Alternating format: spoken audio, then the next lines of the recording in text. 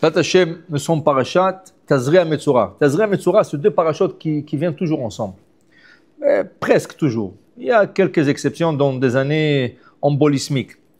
Mais Tazria Metzora, c'est qu'ils ont en commun, tous les deux, ils parlent du même sujet, de la lèpre. Il y a trois types de lèpre. Il y a la lèpre chez les hommes, sur la peau. Il y a la lèpre sur les habits. Des fois, ils trouvaient des taches. Oui, des taches de lèpre sur les habits. Il y a la lèpre sur les maisons, les briques de la maison. Et les deux parachutes, elles se complètent. Tous les deux, elles parlent de chacun de ces trois sujets, comment la lèpre vient, et ensuite comment la guérison qui suit, comment on repart ça. Okay? C'est sûr qu'on dit la tsara'at, et celui qui est lépreux, on appelle Metzora. Metzora, ça veut dire Motzi Shemra, la médisance. C'est lui qui parlait de la médisance au temps de Moshe Rabbeinu. Et après, dans la génération après, il recevait la tsarat, la lèpre. Dit le Maïmonide, cette lèpre était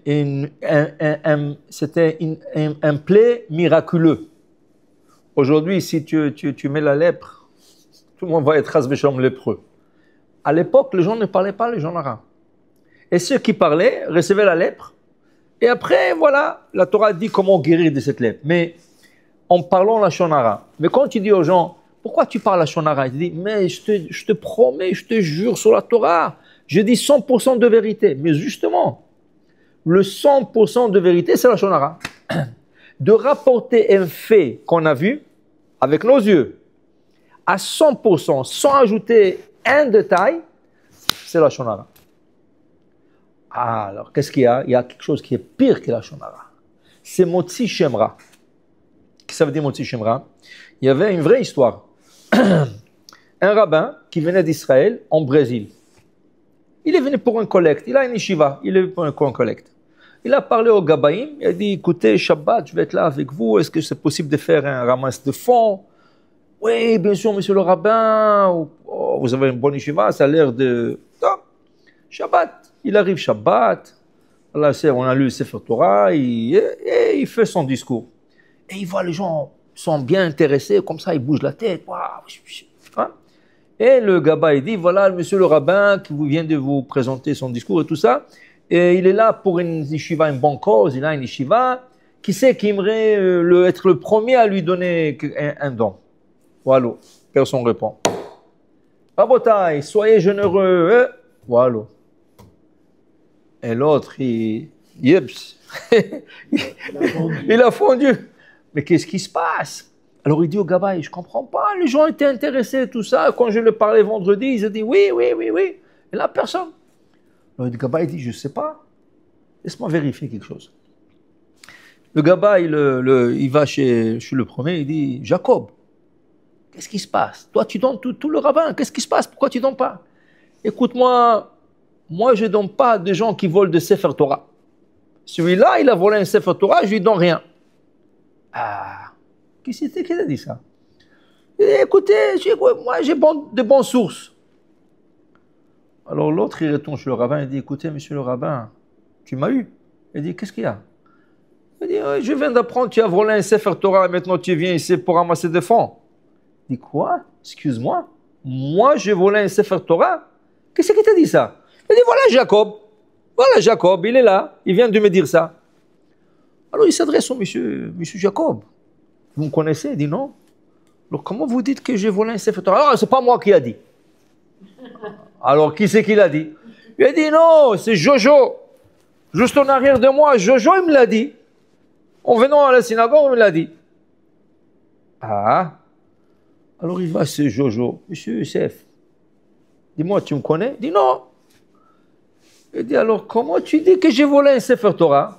Non, je n'ai pas dit ça. Moi, je dis tu as volé un livre. Lui, il a dit Torah. Moi, j'ai dit un livre et lui, il a ajouté le mot Torah. Ah, ce n'est plus un Sefer Torah. Non, c'est un livre. Et dis-moi, un livre, moi, je l'ai volé. Tu m'as vu voler un livre? Non, c'est Haïm. Haïm qui me l'a dit. Haïm? Alors, il s'adresse à Haïm. Il dit, Haïm, dis-moi, moi, j'ai volé un livre.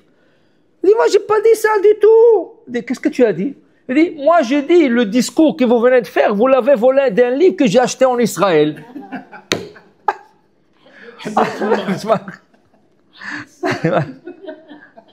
Alors, tu comprends que chacun il a ajouté rien qu'un mot. Un mot, c'est tout. Mais avec le mot que tu ajoutes, tu tues une personne. Comment ça s'appelle ça dans la loi juive? Ça s'appelle Motzi Shemra. Faire une mauvaise renommée à quelqu'un sur quelque chose qu'il n'a pas fait. Bishlama, celui qui a rapporté à 100% de vérité, il s'appelle la Shonara. La médisance, tu n'as pas le droit de parler de sur personne, même si tu as vu. Et celui-là qui ajoute et que tu fais croire, et comment les gens disent? Moi, je l'ai vu. Et tu l'as vu? Non, j'ai entendu. Quand tu dis tu l'as vu, j'ai entendu. Alors pourquoi tu dis je l'ai vu? Tu comprends? On en a parlé de ça hier. Alors pour vous dire, Rabotai, pour vous dire que la plupart des gens, malheureusement, ou ils parlent la Shonara, ou pire que ça, Motzi Shemra, il y a une troisième catégorie. Avak la Shonara, la poussière de la Shonara. C'est quoi la poussière de la Shonara? Quelqu'un vous parle, vous connaissez Haïm. Toi maintenant tu dis, non, je ne vais pas parler de lui. Je ne vais pas parler. Maintenant tu dis rien, mais le fait que tu as dit, je ne vais pas parler de lui, ça a tout dit. Alors tu n'as rien dit, mais tu as tout dit. Ça s'appelle la poussière de la Shonara. Ou quelqu'un te parle de quelqu'un, tu dis, celui-là, tu n'as même pas sorti un mot, tu n'as rien que fait avec l'œil comme ça. Ah, c'est fini, tu l'as tué. Okay? Tu l'as tué. Alors, pour vous dire, voilà, la paracha nous parle cette semaine, Zot Torah Tametzora. Voilà. Au temps de Moshe Rabbeinu, celui qui faisait la Shonara et Motzi Shemra, Avak la Shonara, il recevait la lèpre. Tout de suite, le lendemain, il se réveille avec des boutons blancs. Alors, il y a 4 sortes de boutons, blanc neige, blanc œuf de coquille d'œuf, et il y a 3 sortes de couleurs blancs. Okay? Et pour dire que cette personne est isolée. On l'isole en dehors de la ville. Après une semaine, il rentre dans la ville, mais le Kohen qui l'a isolé, il doit vérifier. Il va après une semaine, il va le vérifier. Il dit, ah, tu as guéri. Comment il a guéri? Ça veut dire qu'il a fait tchouva. Il a fait tchouva, il ne parle plus de la Shonara. Si le Kohen il vient et la lèpre est encore là, il dit, monsieur, encore une semaine, vous allez être enfermé ici. Mais non, il ne peut pas être avec sa femme, avec ses enfants, ni avec les gens de la ville. Personne isolée. Pourquoi? Dit Rashi, qu'est-ce que la Shonara il fait? Il sépare entre les gens. Quand tu dis, tu sais qu'est-ce qu'il a fait? Ou tu sais qu'est-ce qu'il t'a dit sur toi, tout ça? Tout de suite, l'autre, il dit, ah, je ne voulais plus parler. Okay? Alors, tu as séparé entre 2 amis. Okay? Alors, toi, tu as séparé entre les gens. Entre un homme et son ami, un homme et sa femme, un homme et son fils. Alors, quand je vous dis, toi, tu vas être isolé aussi. Mida keneged mida, mesure pour mesure. Et tu as une semaine à réfléchir, qu'est-ce que tu as fait du mal. Et après une semaine, quand le Kohen vient, hein, il dit, oh, tu as guéri. Très bien. Alors maintenant, il y a un processus de purification. Ce monsieur, il doit aller être un peu en mikvé. Ce monsieur, il doit se raser au complet, de la tête aux orteils, il se rase au complet. Il doit emmener 3 brebis comme sacrifice. S'il n'a pas, il emmène une brebis avec 2 colombes. Il y a tout un processus. Ah, ça ne vaut pas la peine. Ça ne vaut pas la peine de parler la chanson. C'est ça. Mais encore, dit le Maïmonide, tout ça, c'était à l'époque où les gens étaient tzaddik. Aujourd'hui, si quelqu'un parle la Shonara, qui sait? Tout le monde va être lépreux. À quoi je prends enlever ce miracle? C'était miracle. C'était miracle. Alors, dit le Zohar, Rabbi Shimon Bar Yochai, il dit cette semaine, vous savez que tout le problème des gens commence par la bouche. Retournons en arrière dans l'histoire juive, à la page numéro 1 de l'humanité, c'est Bereshit. Bereshit bara Elokim et Hashemayim et haaretz. Alors voilà que Adam et Ève sont créés. Il vient le Nahash, il vient le serpent, il dit à Hava, ah, tu sais pourquoi Dieu ne veut pas que vous mangez de ce fruit? Tu sais pourquoi? Parce que lui-même, il a mangé de ce fruit, c'est comme ça il est devenu Dieu. Et là, il ne veut pas que vous mangez pour ne pas avoir la compétition. Ça, c'est pur la Shonara, ça c'est Motzi Shemra. Quelle était la punition de ce Nahash? Les pattes lui ont été coupées, la langue lui a été enlevée, il rampe par terre, et tout ce qui goûte, c'est la poussière. Okay? C'est le premier à parler la shonara dans l'histoire du monde. Et là, après, Hava, elle parle à son homme, elle lui donne et l'homme a mangé. Alors, ça a commencé par la bouche du serpent, ça a terminé par la bouche de Hava à manger, qui a mangé, et Adam qui a mangé, et les enfants qui ont mangé. Ils ont donné à tout leur... Alors, dit le Zohar, Kol, Amal, Adam, les filles, tout le problème de l'homme, ça commence par la bouche. Ça commence par la bouche. Les gens qui sont malades, pourquoi ils sont malades? Puisqu'ils ont trop mangé, ou ils ont mangé quelque chose qui est pourri, ou quelque chose qui n'est pas bon, ou quelque chose qu'il est diabétique, il mange du sucre. Tout c'est la bouche. Okay? Alors, si on fait attention à la bouche à tous les niveaux, à la parole, au manger, okay? À tous les niveaux. Shomer pivul shono, shomer mitzarot nafsho. Alors, comment on se vaccine d'un coup de téléphone? Que toi, tu ne parles pas, mais la personne, elle parle et elle parle. Ouais, tu dis, oh, ouais, écoute, j'ai laissé le gâteau dans le truc, je dois courir. Oh, Je le dis. Il y a quelqu'un qui m'appelle tout le temps pour des... Alors, toujours, il faut trouver une excuse. Jusqu'à ce que peut-être la autre personne va comprendre. Si elle ne comprend pas, vous continuez. C'est ça. Même, il y a des situations, le Chafetz Chaim, vous savez, la Neshama, l'âme de Chafetz Chaim, Rabbi Israël Meir HaKohen, de la ville de Radin, en Pologne. On dit que sa Neshama est venue dans le monde rien que pour écrire ce livre de la Shonara. Le livre, le Chafetz Chaim, qui parle de tout le loi, il a ramassé tout le loi dans la Torah, qui parle de la Shonara. Des situations très difficiles. Qu'est-ce que tu fais quand quelqu'un vient te demander, écoute, c'est pour un couple, un garçon qu'on veut matcher avec une fille, est-ce que tu connais le garçon, tout ça? Qu'est-ce qu'on peut dire, qu'est-ce qu'on ne peut pas dire? Il faut lire ce livre. Okay? On veut engager quelqu'un pour le travail. Qu'est-ce qu'on peut dire, qu'est-ce qu'on ne peut pas dire? On connaît quelqu'un qui a fait un coup à quelqu'un. Okay? Et quelqu'un qui veut s'associer avec lui. Est-ce que j'ai le droit de l'avertir? Et si oui, comment je peux l'avertir pour que ce ne soit pas la shonara? Par exemple, dit le Chafetz Chaim, tu ne vas pas aller dire, tu sais, celui-là, c'est un voleur, il a pris de l'argent. Non. Tu dis à l'autre, tu dis, écoute-moi, il vaut mieux, avant que tu fasses une affaire avec lui, va vérifier sur lui. C'est tout. Mais on vit dans un monde, malheureusement, on vit dans un monde où il n'y a que de la critique. C'est ça. À droite et à gauche. C'est ça. Alors c'est difficile, mais ça. C'est très difficile. C'est très difficile. C'est très difficile de ne pas tomber dans le. C'est pour ça que ils disent, tous les rabbins disent, c'est lui qui étudie le livre de Chafetz Chaim de A à Z, il est promis d'avoir la parnassa, la guérison, tout ce que tu veux. 2 halachot par jour. Comment on dit Chafetz Chaim en français? Qui c'est Chafetz, qui veut la vie? Chafetz, il veut. Chaim. Alors C'est un verset de Tehillim. Mia ish et Chafetz Chaim. Qui c'est l'homme qui veut de la vie? Netzor le shochan mera ou sfatecha midaber mirma. C'est un verset de Tehillim. Alors pour vous dire, voilà, il y a des lois, mais le problème, le gens, comme tu dis, c'est trop difficile. Il y a un monsieur, il était très riche, au temps de Chafetz Chaim. Après que le Chafetz Chaim a publié son livre, il y a ce monsieur, le Chafetz Chaim, c'était une grande sommité de Torah. Et tout le monde aimait ses cours de Torah, ses livres et tout ça. Il a fait le Chafetz Chaim, il a écrit beaucoup de livres aussi pour des soldats qui ont été pris dans les armées russes, l'armée polonaise. Et là-bas, il n'y avait pas de cachère, il n'y avait pas de Shabbat, il n'y a rien. Il a écrit des livres comment garder leur judaïsme dans ces places. Alors, il y a un monsieur, il rentre dans un magasin de livres. Il a dit au monsieur, c'était un monsieur riche, il dit, s'il vous plaît, je voudrais avoir toute la série des livres de Chafetz Chaim. Tout ce qu'il a écrit. Il dit, monsieur, il y a à peu près 15-20 livres. Il dit, donnez-moi tous, mais s'il vous plaît, il me demande, rien que le livre de Chafetz Chaim sur la Shonara, s'il vous plaît, ne le donnez pas. Par chance, Minash Shamaim, qui c'est qui est venu dans cet instant et longtemps? Le Chafetz Chaim lui-même. Alors l'autre, il voit, il est devenu rouge, blanc. Il dit, mon fils, ne sois pas timide, mal à l'aise. J'ai écouté, mais explique-moi pourquoi tu ne veux pas le livre de Chafetz Chaim. Pourquoi tu veux les autres livres? Il dit, écoute, monsieur le rabbin, c'est trop difficile de garder sa bouche. Il y a des halachot très complexes, je veux lire, je ne vais pas accomplir, et à quoi sert de lire? Chafetz Chaim dit, écoute, tu penses que moi, quand j'ai écrit le livre, je pensais que les gens vont commencer à le pratiquer?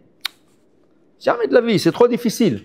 Moi, je vais ramasser tout la halachot. Mais j'aimerais bien qu'une personne qui lit mon livre, et quand il vient de parler la shonara, ou d'entendre la shonara, au moins qui dit, ah, il soupire. Ah, j'aurais pas dû le dire. Ou ah, j'aurais pas dû l'écouter. Rien que de faire ça, ça vaut déjà la peine d'écrire mon livre. Parce que c'est très difficile de garder sa bouche. Qu'est-ce que tu fais? Tu es dans un groupe qui parle à shonara. Maintenant, tu ne veux pas te lever. Tu ne veux pas te lever de la table. Okay? Même à ça, le Chafetz Chaim, il a écrit une halakha. Il ne faut pas que tu montres intérêt. Si tu dis, ah oui, ouais, tu montres d'intérêt et l'autre, il continue à pomper. Tu pompes. Okay? Mais si tu restes comme ça et non intéressé, tu ne bouges pas ni les yeux, ni la bouche, ni rien du tout, l'autre personne, il voit que il va arrêter. Okay? Mais les oreilles écoutent. Mais comme je vous ai dit, c'est très difficile. Bien sûr, c'est pas facile. C'est un système qui est ouf. Okay? Et si tu remarques dans la vie, ceux qui ont vraiment la Lachon Ra'a, ils savent comment te mettre dans oui. Quand ils commencent la shonara, ils ne commencent pas direct. Ils te l'emmènent Mais c'est ça, il y a des professionnels, malheureusement. Ouais. Alors, pour nous dire, c'est vrai que c'est difficile, mais on dit le foum tsa'ara agra. Plus que la chose est difficile, plus qu'Akadosh Baruch Hu vous donne la récompense. Okay? Alors, pour dire, il faut essayer. Il ne faut jamais dire, je ne peux pas. Ça n'existe pas, je ne peux pas. J'essaye. C'est ça, c'est ça. Exactement. Alors, pour dire, voilà, il y avait une histoire. Regardez comment la shonara, sans mot. Il y avait une histoire que quelqu'un, il était un homme très riche, et il voulait vraiment se rencontrer avec un grand décisionnaire de la génération, Rabbi Moshe Feinstein Zatzal, qui habitait New York. C'était un grand rave, un grand décisionnaire. Et il voulait vraiment, maintenant le rabbin était occupé. Alors il a appelé pour des rendez-vous, on lui dit, écoute, le rabbin est occupé, il n'a pas le temps, tout ça. Et il a insisté. À la fin, celui qui était en charge lui dit, écoute, viens demain matin à 8h30, le rabbin mange son petit déjeuner, et pendant qu'il mange, tu poses ta question. Et comme ça, tu n'as pas pris de son temps. L'autre, il était content, waouh, j'aurai la chance d'être à table avec lui. Il ne va pas manger, mais au moins présenter son problème. Alors il est venu. Le rabbin était en train de manger des céréales. C'est son petit déjeuner, tout ça. L'autre, il a parlé, tout ça. Top. Le rabbin lui a répondu, il était content, il est parti. Entre-temps, dans la ville, il commence à avoir un problème qu'à New York, il y avait 2 compagnies de lait. Et du coup, les gens arrêtent d'acheter le produit d'une certaine compagnie, de lait et tout ça. Et la compagnie commence à perdre de l'argent. Et il perd, et ça devient des centaines de milliers de dollars. Personne n'achète leur produit, tout le produit retourne. Et le lait, il tourne. Et les produits laitiers, ils tournent. Et ils ne savent rien du tout. Qu'est-ce qui se passe? Et ils envoient des gens pour demander. À la fin, il y a quelqu'un qui leur dit, mais le rabbin Moshe Feinstein, il a dit que votre lait n'est pas cachère. Quoi? Pourquoi il a dit ça? Ça fait des années qu'on est dans les affaires. Où est-ce qu'il a vu ça? On ne sait pas, il a dit ça. Tout de suite, ils ont envoyé un messager chez le rabbin. Et ils ont dit, chez le gabaï, il dit, pourquoi le rabbin a dit que nos produits ne sont pas cachers? Il dit, le rabbin a dit ça, jamais de la vie. Il dit, oui, mais on est en train de perdre des centaines de milliers de dollars parce que les gens, ils ont entendu ça. Et le rabbin a dit ça. Le gabaï, tout de suite, il va chez le rabbin, le rabbin dit, Rabbeinu, vous avez dit que tel produit, il dit, jamais de la vie. Moi, d'abord, c'est la shonara, et deuxièmement, ils n'ont rien fait de mal. Mais le rabbin était chacham, il pensait, il dit, qui c'est qui a dit ça? À la fin, il a dit au gabaï, écoute, emmène-moi le gars qui était là il y a 2 semaines. Le gars qui est venu pour le petit, emmène-le. Le gars, il l'a emmené. Il était content. Le rabbin veut le voir. Alors le rabbin dit, dis-moi, est-ce que c'est toi qui as dit à tout le monde dans mon nom que tel lait n'est pas cachère? Il dit, oui, monsieur le rabbin, j'ai vu ça, vous l'avez dit. Moi, je te dis ça. Quand? Jamais de la vie. Tu es en train de dire le mot de Sichenra. Il dit, monsieur le rabbin, je vous ai vu. Vous avez mangé des céréales. Il y avait 2 laits à table, d'une compagnie, de l'autre compagnie. Vous avez pris le lait de cette compagnie et vous l'avez ouvert et vous l'avez remis. Vous avez pris l'autre lait. Ah, j'ai compris. Moi, je suis chacham. Je n'ai pas besoin que vous parlez trop. J'ai compris que c'est pas, vous aimez pas la cacheroute. Qu'est-ce que tu es en train de dire? Quand j'ai ramassé la bouteille, j'ai réalisé qu'elle est vide, je l'ai remis. Il n'y avait pas de lait dedans. Je pensais. Alors toi, tu l'as interprété déjà que moi, que je dis que ma cachère, tu l'as. Regarde, les gens, ils sont en train cette compagnie est en train de centaines de. Rien que. Voilà, un mot. Un mot. Un mot peut détruire. Un mot. C'est ça. Alors pour vous dire. Alors pour vous dire, chas v'shalom, tu dis un mot, tu peux détruire une personne. Tu détruis une famille. Tu détruis un couple. Tu détruis des amis. Chas v'shalom. Combien? C'est pour ça qu'on dit qu'il faut tourner la langue dans la bouche avant que tu sois vraiment 7 fois. 7 fois, tourne là et pense, est-ce que ce que je vais dire, ça va causer du mal à quelqu'un? C'est ce que j'ai dit hier à Jackie. Je lui ai dit, toi, tu vas dire quelque chose. Quelqu'un va te dire quelque chose parce que quelqu'un lui a parlé de quelque chose. Toi, tu vas écouter et c'est parti, tu as fini. Mais si toi, tu ouvres ton cœur et tu racontes, ça va dégringoler. Bien sûr, à source. D'une façon. Exact. Le Chafetz Chaim, une fois, il était avec quelqu'un, avec un autre rabbin. Ils étaient de passage et il y avait un motel juif. Alors ils sont rentrés pour manger le souper, pour souper là-bas, dormir et continuer. Le propriétaire, quand il a vu le Chafetz Chaim, il dit « Waouh, quelle chance !» Tout de suite, il a ouvert une table, il a dressé une table. « Rabbeinu, qu'est-ce que vous aimeriez manger ?» et tout ça. Alors, ils étaient en train de manger. Et le rabbin qui accompagnait le Chafetz Chaim, il disait « Ouf, ce manger est plein de sel. » Maintenant, le propriétaire du motel, il a entendu ça.